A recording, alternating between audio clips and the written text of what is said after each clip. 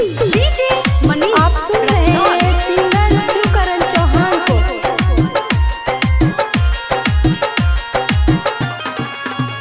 चलल जाई माई धाम छोड़ा खेती के काम, खेती के काम, खेती के काम। चलल जाई माई धाम छोड़ा खेती के काम, यसो सीजन में छोड़ा कमाई हो।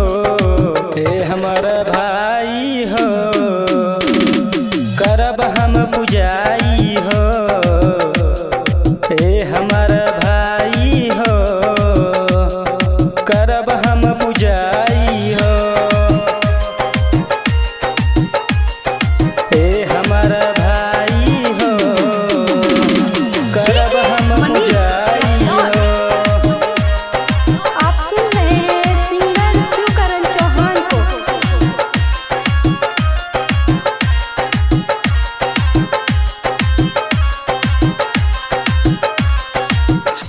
तोहर ऐसन कमाई हो, कौन कामे न भाई हो।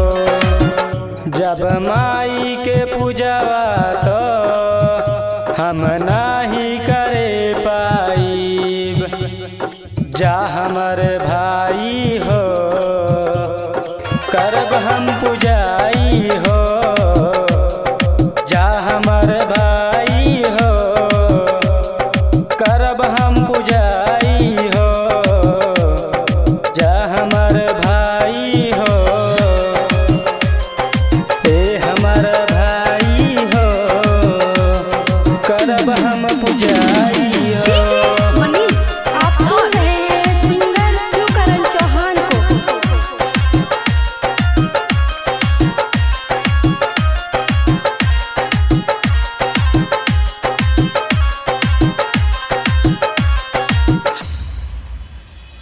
माई के दीवानवा तो जाइब हम भवनवा तो पूरा होई हमारा तो दिल के अरमनवा।